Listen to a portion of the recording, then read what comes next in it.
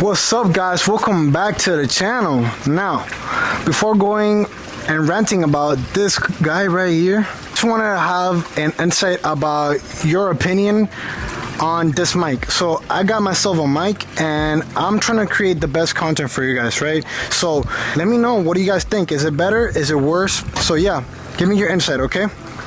So you guessed it, just like by the title of the video says, today we're gonna go ahead and fix the oil pan leak that I had since I bought this freaking car, man. So straight to it, we're gonna go ahead and we're gonna jack the car up. So we're gonna put it on some ramps and towers.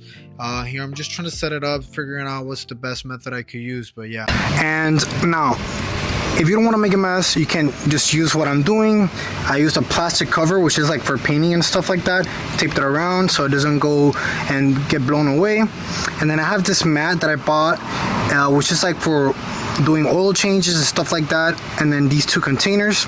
So once the oil starts draining, I'll just catch it with that. This says that you have to do some preliminary task, which is draining the oil, which we already did. Removing the underbody protection, which is already removed, and remove the stiffening plate if it applies for your car. Now, following that, we see here the image, and the first step is removing the oil level sensor and disconnecting it. Then from there, removing the oil pan screws. You can basically remove the lower oil pump and the lower oil pan. We have to remove the 3 bolts from the oil level sensor. We have to remove the oil screws, which are these that follow the border of the oil pan, and then from there you can go ahead and lower the oil pan. As you can see, once you remove that, you're gonna have access to the oil pump. But before proceeding to remove the oil pump, we decided to start putting the engine supporter on the top so we can start removing the subframe. Before going ahead and installing the engine supporters, you do have to remove this plastic trim right here. You want to have the stands for the engine supporter be supported on metal, not on plastic, because it can just break through, slip, and just cause more damage as you have the engine raised and then suddenly just collapse down as you're working down there. I do want to recommend, every time you remove something, have your assigned bag written with the things that it has. So for example, here I already have the oil pan bolts just already degreasing with its assigned bag written all over it, the plastic trim bolts that I'm currently removing, and then following the other ones for the upper oil pan bolts and so on. So try not to mix and match each bolts with each trim and panel. Okay guys, so this is the final look with the engine support bar. 3 days later. So guys, let's get to the talking. It got way more complicated. I had to put the project like split up in days because it was just a lot. Like, just being straight up honest, we had to remove a lot of stuff that ISTA didn't mention at all. So ISTA mentioned that the subframe was only consisted of 6 bolts that they mentioned, and they are correct, but you have to remove a lot more stuff to actually get to remove the subframe. That consists of the steering rack, lower control arms, the sway bar. The sway bar is connected to the head links, which you have to remove that, and then 2 braces, one on the right and left side. After that, we went to start removing the steering rack. Now here, see this right here, which is the control arm. We went ahead, and here was the whole like plastic trim that we have to remove that I showed you guys, right? From there, we have access to the bowl here to remove it, and from here we had like the space that we needed to basically go ahead and use the breaker bar to like loosen it up. The sway bar connections were one here and then the other one here. So now here is the steering rack. We have to remove this washer that is on the top, but there's like a bolt from the inside that you have to hold as you unscrew that washer.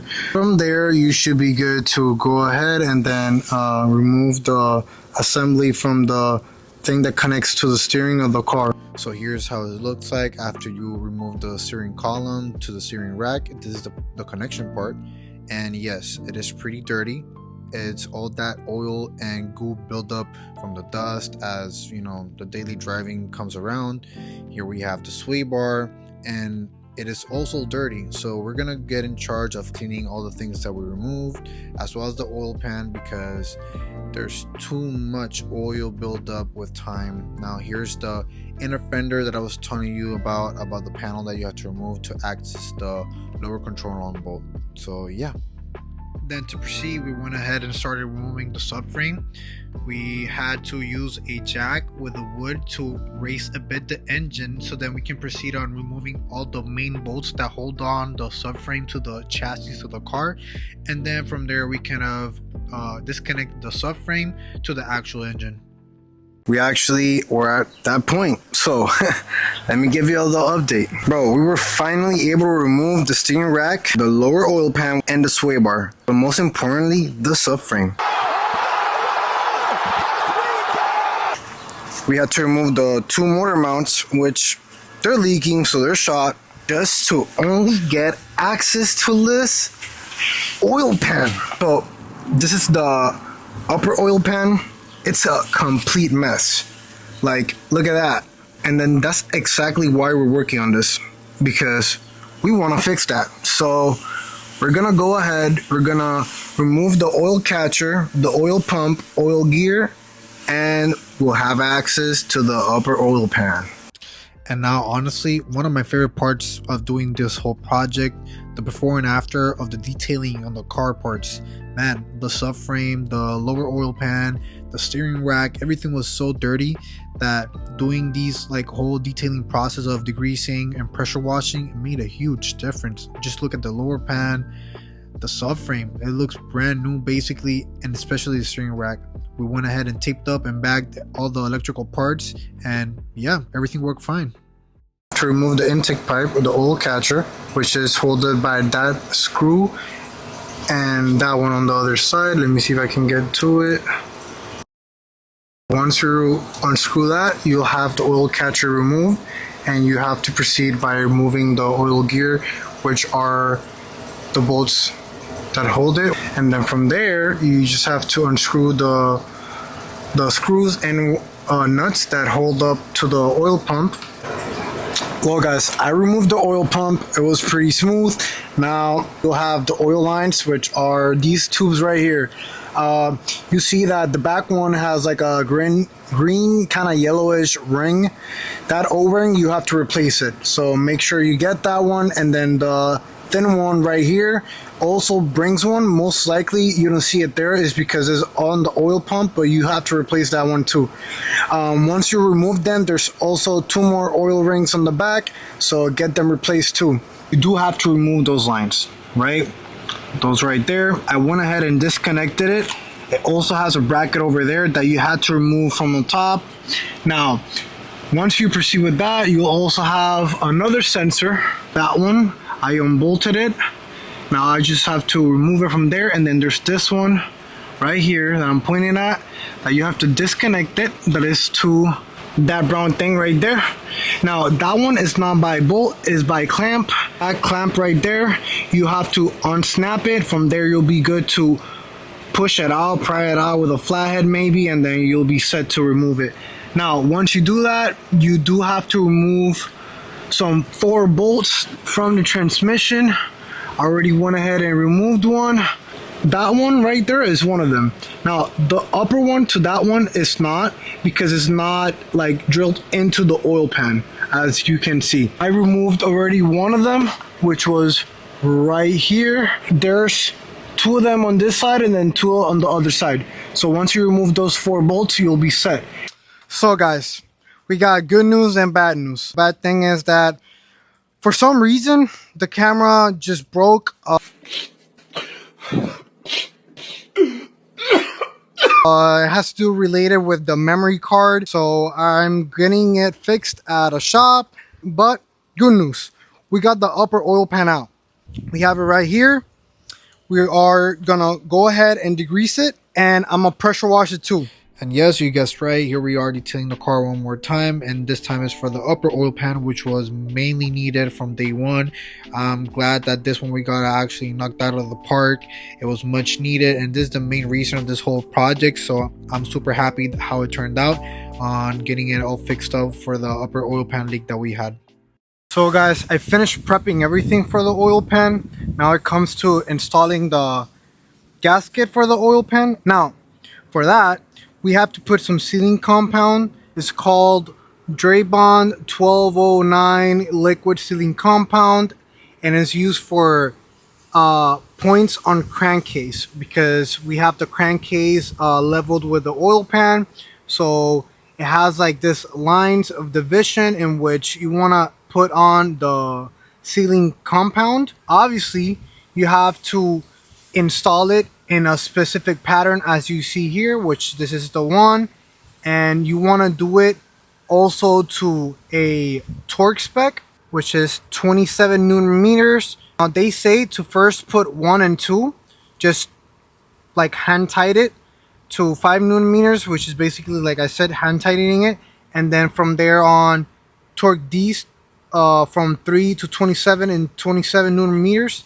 Now I do want to mention, make sure you go ahead and clean the gasket debris with like this one right here, which is a grindstone. That'll make sure your surface even and you can like scrape anything off that is left over from the gasket that you had installed before. So like I said, I decided to first just hand tight it on, and then from now on I'm gonna torque it a spec, and from there I'll go ahead and start putting the oil feed lines back on, change the O-rings on each oil feed line, put the oil pump, and tighten the oil pump to the oil gear, and then from there we can proceed to what would be the subframe. Okay, so we were able to put the oil pump. We had to tighten up 3 bolts for the oil gear pump, which is this one, and the one on the top. We had to install a bolt, which is this one, a T45, and then we had 2 nuts, which is this one and that one. As for the last part to hold on and screw to the oil pan will be the 4 bolts that connect to from the transmission to the oil pan, which are these 2 that I'm showing to right now, and then you have that one right there, and then the one on the other side up there. Now, when it comes to installing the subframe, make your life easier and install the motor mounts with the support arms at the same time with the subframe, so the subframe can align with the engine and the whole chassis way easier. That's one thing that we had to go back and forth and, you know, try to install because it was just not lining up. So huge progress was made. Subframe is, I'd say, like 80% aligned. Go ahead and start putting other stuff in.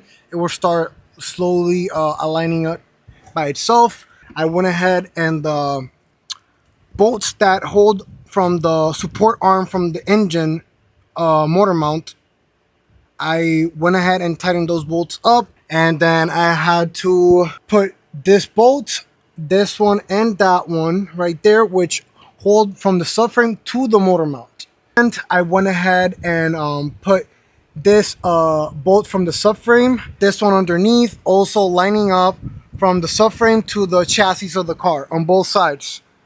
And then the last bolt I installed was this back subframe bolt that goes on here to the chassis of the car here. So now I'm on the process of connecting the front control arm to the subframe, and then it will proceed for the lower control arm to the suspension of the car, and the front lower control arm this side to the subframe of the car. And then I proceeded on putting the steering rack. Now, first of all, you need a help of a person because it will be too hard to connect the steering rack to the steering column, which is up there. It's that bolt right there. You have to torque it a spec and put Loctite on it. I first try to put it into the steering column, all aligned, put the bolt, and then I put the 2 bolts with the nuts on the top, this right here. I proceeded on putting the sway bar with the head links. So as the last piece of the puzzle for the inner fender, we had the side engine splash cover that we went ahead and installed Also, we were missing the oil catcher for the oil pump, and now from there we were good to go ahead and put the lower oil pan. Now for the lower oil pan, we had to torque it down to 27 Newton meters.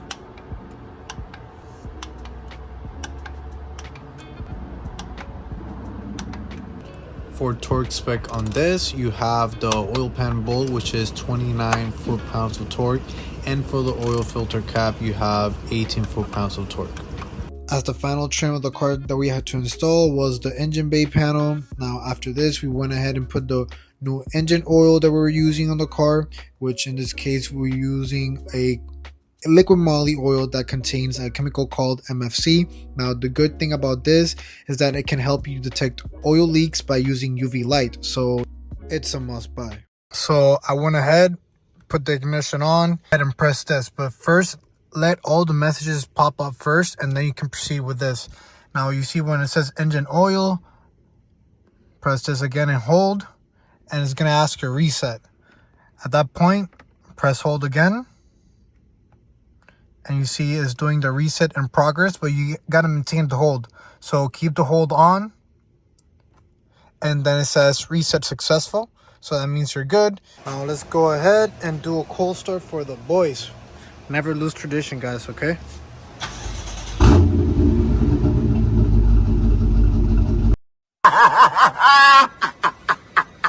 So, as you can see by two things, I'm in a car, and yes, I'm driving it. So, we got the car fixed. Second, as you can see by the quality of the video, the camera got fixed. It turned out way better than I expected, because I really thought there was gonna be some like losing stuff that I forgot and etc. But yeah, I'm just gonna keep driving it for like more or less like of a week, so I can have a better idea on how the car feels like, if there's something, you know, else to do. But as for now, it feels good. It feels good. I can't complain. And I have something going on the back, so I'll keep you guys posted on that. But hope you enjoyed the video. Comment, like, subscribe, because we have way more stuff to go on the channel, so don't miss out, guys. Peace out.